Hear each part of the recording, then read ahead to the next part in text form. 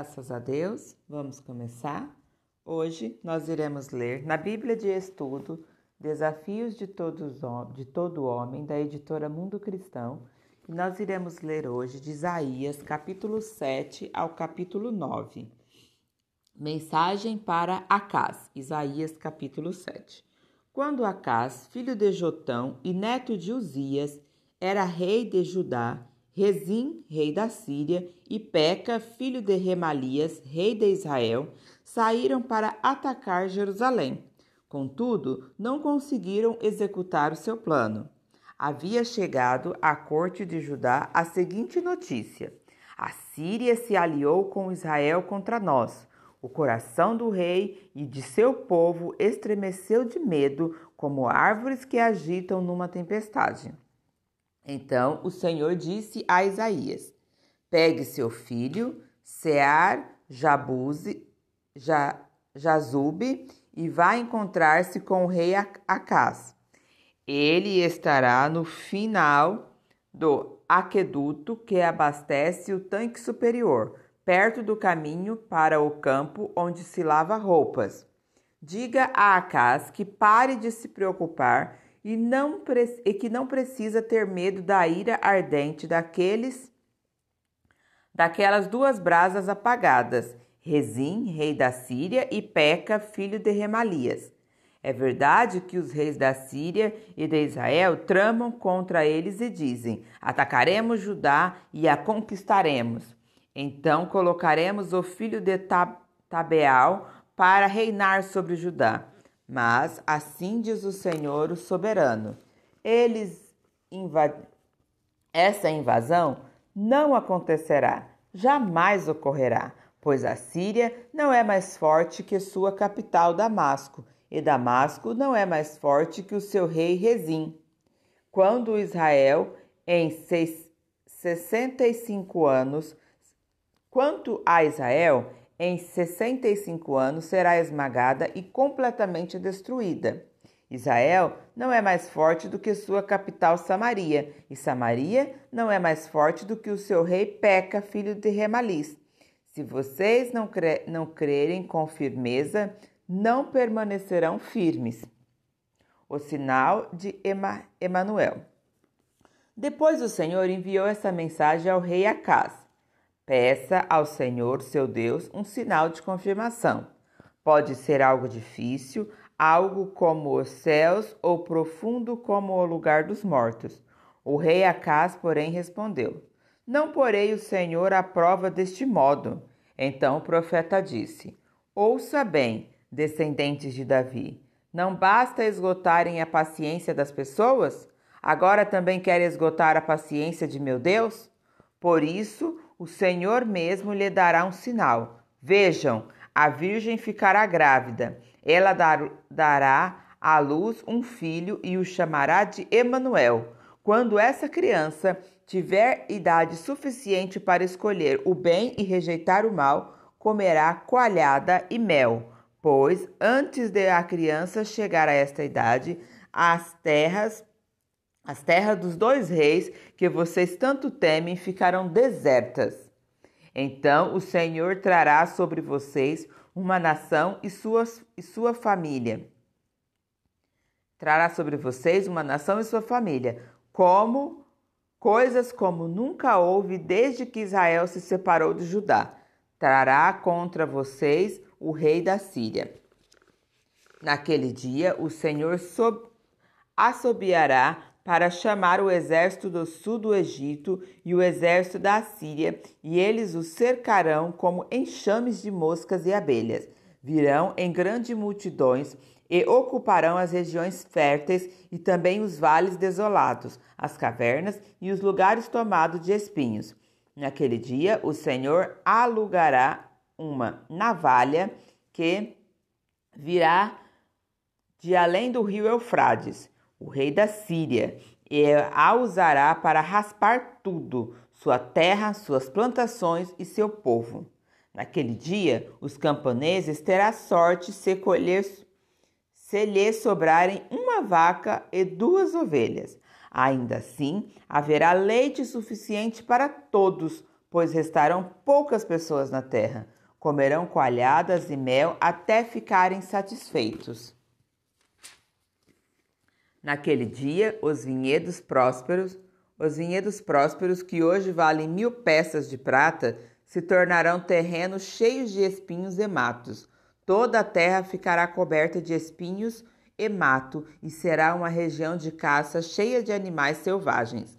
Ninguém irá às encostas férteis das colinas, onde antes cresciam jardins, pois estarão tomadas de espinhos e matos. Ali bois e ovelhas pastarão. Isaías capítulo 8, a futura invasão assíria. Então o Senhor me disse: faça uma grande placa e escreva de modo bem claro o seguinte nome: Maer Saalal Hash-Baz. Pede ao sacerdote Urias e a Zacarias, filho de Geberequias, 2 homens conhecidos por sua honestidade, que fossem testemunha do que fiz. Então deitei-me com minha esposa e ela ficou grávida e deu à luz um filho. E o Senhor disse: dê-lhe o nome de Mael Salal Hash-Baz, pois antes que este menino tenha idade suficiente para dizer papai ou mamãe, o rei da Assíria levará embora os bens de Damasco e as riquezas de Samaria. Mais uma vez, o Senhor falou comigo e disse: Meu cuidado pelo povo de Judá é como as águas de Siloé, que fluem suavemente. Contudo, eles me rejeitaram e agora se alegram com o que acontecerá aos reis Rezim e Peca. Portanto, o Senhor fará vir sobre eles uma grande inundação do rio Eufrates, o rei da Assíria com toda a sua glória. A inundação fará transbordar todos os seus canais e cobrirá Judá até o pescoço. Abrirá as asas e submergirá sua terra de um extremo ao outro, ó Emanuel. Reúnam-se nações e fiquem aterrorizadas. Prestem atenção todas as terras distantes. Preparem-se para a batalha, mas serão destruídos. Sim, preparem-se para a batalha, mas serão destruídos. Convoquem conselhos de guerra, mas de nada adiantará. Desenvolvam estratégias, mas não será o suficiente, pois Deus está convosco. Chamado para confiar no Senhor. O Senhor me advertiu firmemente de que não pensasse como todos os outros. Disse ele: não chame tudo de conspiração, como eles fazem. Não viva com medo do que eles temem. Considere o Senhor dos Exércitos santo em sua vida, e é a ele que você deve temer. Ele é quem deve fazê-lo estremecer. Ele o manterá seguro, mas para Israel e Judá ele será pedra de tropeço, rocha que o faz cair. Para o povo de Jerusalém será armadilha e laço. Muitos tropeçarão e cairão, e nunca mais se levantarão. Serão presos no laço e capturados. Preserve os ensinamentos de Deus. Confie a lei àqueles que me seguem. Esperarei pelo Senhor, que se afastou dos descendentes de Jacó. Porei nele minha esperança. Eu e os filhos que o Senhor me deu serviremos de sinal e advertência para Israel, da parte do Senhor dos Exércitos, que habita no Monte Sião. Talvez alguém lhes diga: vamos perguntar aos médiuns e aos que consultam o espírito dos mortos. Com sussurros e murmúrios, eles nos dirão o que fazer. Mas será que o povo não deve pedir orientação a Deus? Será que os vivos devem buscar a orientação de mortos? Consultem a lei e os ensinamentos de Deus. Aquele que contradizem sua palavra jamais verão a luz. Andam sem rumo, cansados e famintos. e por causa da fome amaldiçoam seu rei e o seu Deus. Olharão para o céu, depois olharão para a terra, mas para onde voltarem os olhos, só haverá problemas, angústia e sombrio desespero. Serão lançados nas trevas. Isaías capítulo 9, Esperança no Messias. Esse tempo de escuridão e desespero, no entanto, não durará para sempre. A terra de Zebulon e de Naftali será humilhada, mas no futuro a Galileia dos Gentis, localizada junto à estrada entre Jordão e o mar, se encherá de glória. O povo que anda na escuridão verá grande luz. Para os que vivem na terra de trevas profundas, uma luz brilhará. Tu multiplicarás a nação de Israel e seu povo se alegrará. Eles se alegrarão diante de ti, como os camponeses se alegram na colheita, como os guerreiros ao repartir os despojos. Pois tu quebrarás o jugo da escravidão que os oprime, e levarás o fardo que lhes pesava sobre os ombros. Quebrarás a vara do opressor, como fizeste ao destruir o exército de Midian. As botas dos guerreiros e os uniformes manchados de sangue nas batalhas serão queimados, servirão de lenha para o fogo. Pois um menino nos nasceu, um filho nos foi dado, o governo estará sobre seus ombros, e ele será chamado de Maravilhoso, Conselheiro, Deus Forte, Pai Eterno e Príncipe da Paz. Seu governo e sua paz jamais terão fim. Reinará com imparcialidade e justiça no trono de Davi para todo sempre. O zelo do Senhor dos Exércitos fará que isso aconteça. A ira do Senhor contra Israel. O Senhor se pronunciou contra Jacó, seu julgamento caiu sobre Israel. Os habitantes de Judá e de Samaria, que falaram com tanto orgulho e arrogância, logo ficarão sabendo. Disseram,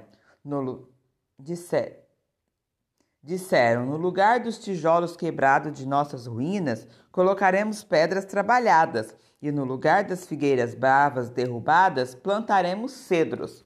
O Senhor, porém, trará os inimigos de Rezim contra Israel e instigará seus adversários. Os sírios do leste e os filisteus do oeste mostrarão suas presas e devorarão Israel. Mesmo assim, a ira do Senhor não se satisfará, mas sua mão ainda estará levantada para castigar.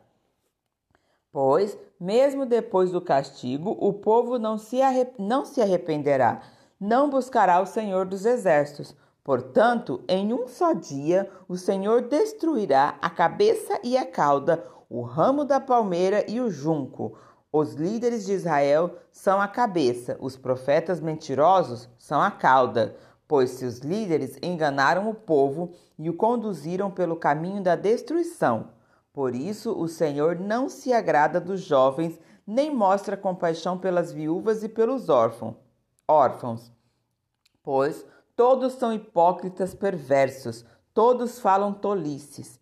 Mesmo assim, a ira do Senhor não se afastará, sua mão ainda estará levantada para castigar. Essa maldade é como incêndio num matagal, consome não apenas os espinhos e os matos, mas também queima os bosques e faz subir nuvens de fumaça. A terra ficará ressecada por causa da fúria do Senhor dos Exércitos. O povo servirá de lenha para o fogo, e ninguém poupará sequer seu irmão. Atacarão o vizinho à direita, mas continuarão com fome. Devorarão o vizinho à esquerda, mas não se saciarão. Por fim, comerão seus próprios filhos. Manassés se alimentará de Efraim. Efraim se alimentará de Manassés. Ambos devorarão Judá. Mesmo assim, a ira do Senhor não se satisfará. sua mão ainda estará levantada para castigar. Amém? Continuaremos a leitura no próximo vídeo.